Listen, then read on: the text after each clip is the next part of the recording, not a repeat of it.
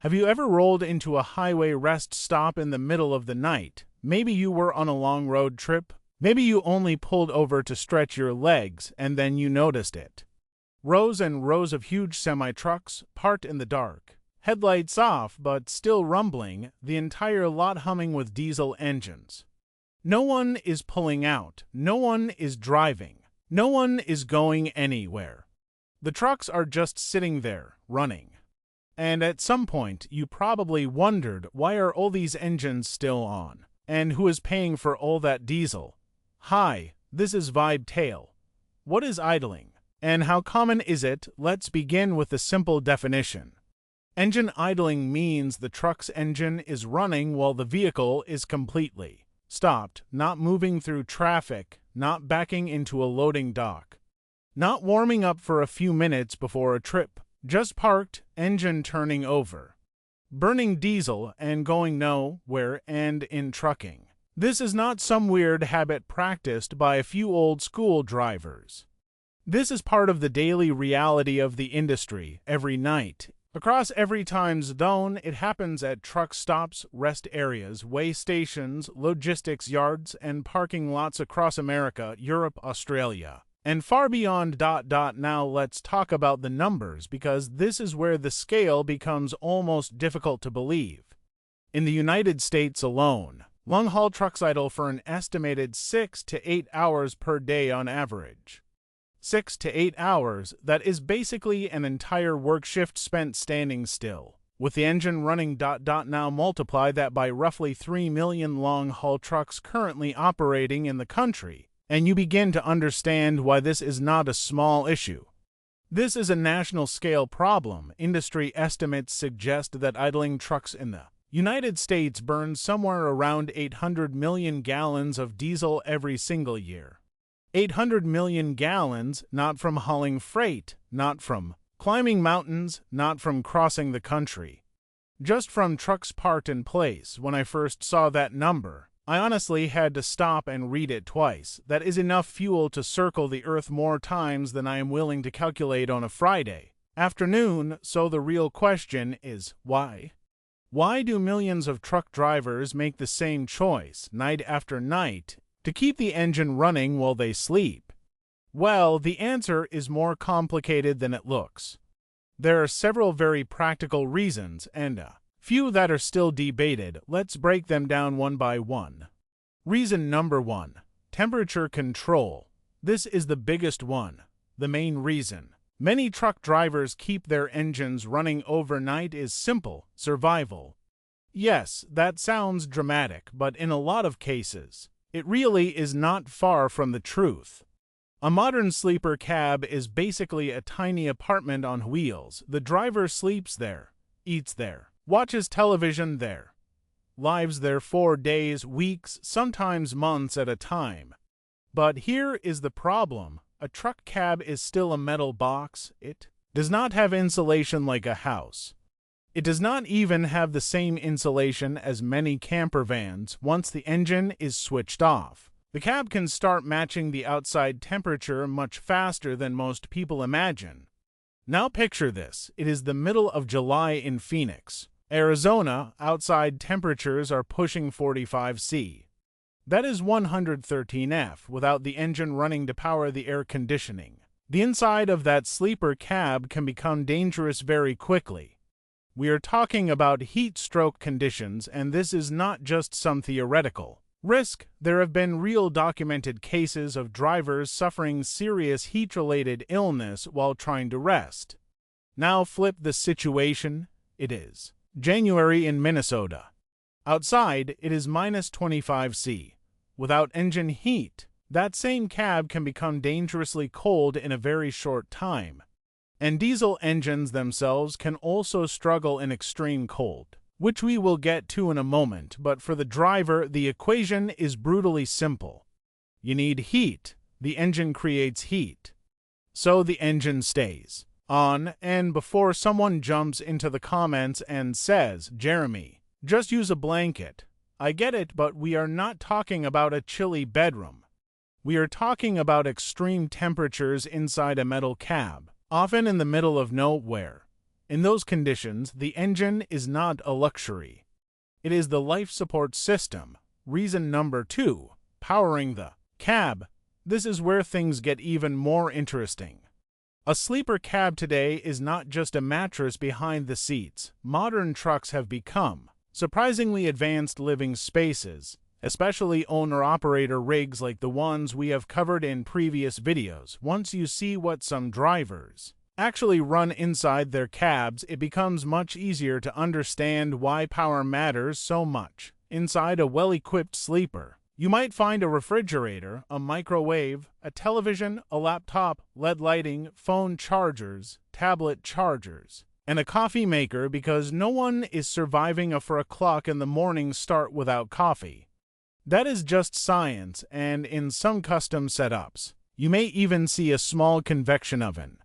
Some drivers have gaming consoles in their full gaming setups, and honestly, I'm not judging. If I lived on the road for months at a time, I would want one too.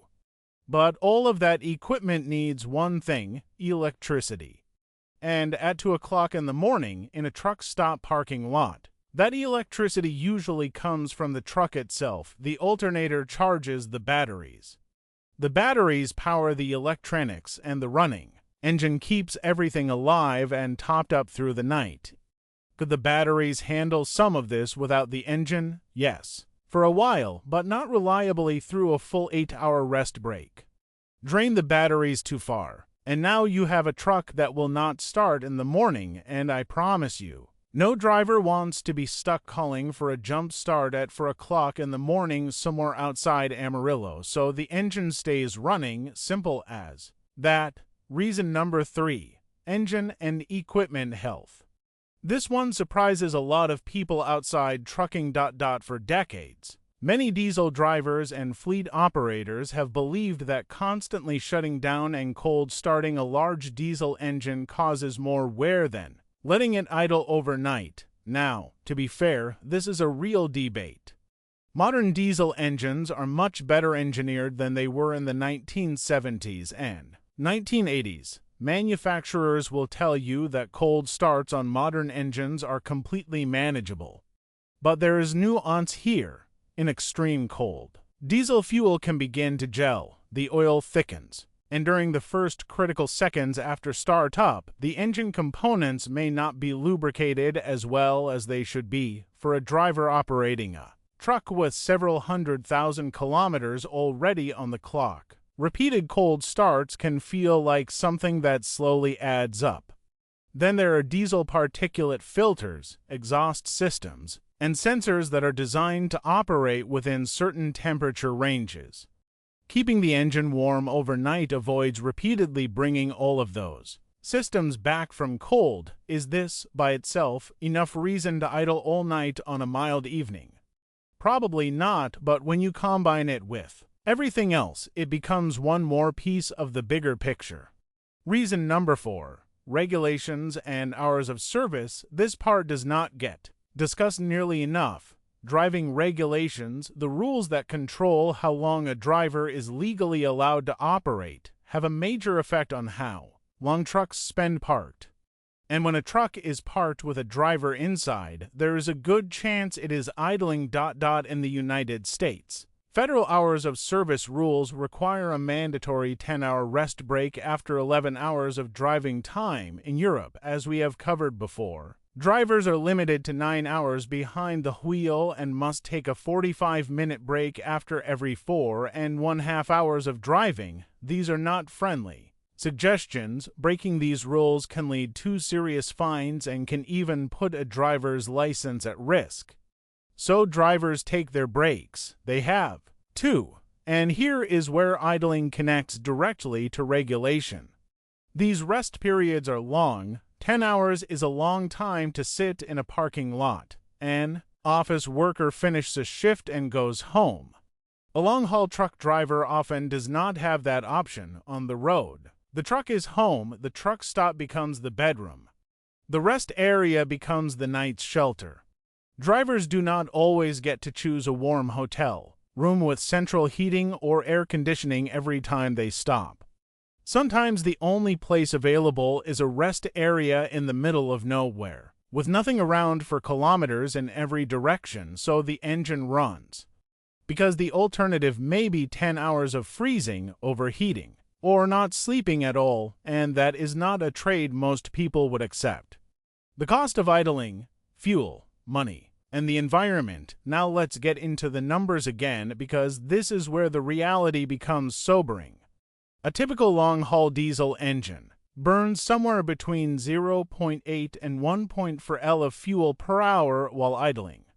At first, that may not sound like much, but do the math. At 1 L per hour, an 8-hour rest break burns 8 L of diesel at current fuel prices. That is roughly $10 to $14 per night for one driver for one night.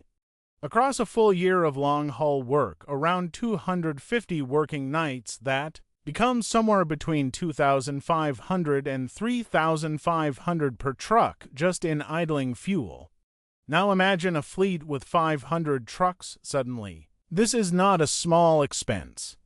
This is the kind of number that makes finance departments very quiet during budget meetings. And then there is the environmental side. All of that burned diesel creates carbon dioxide emissions, nitrogen oxide output, and particulate matter. Those tiny particles have real documented health impacts, especially for communities living near major truck corridors, ports, warehouses, and logistics hubs. So this is not a tiny inconvenience.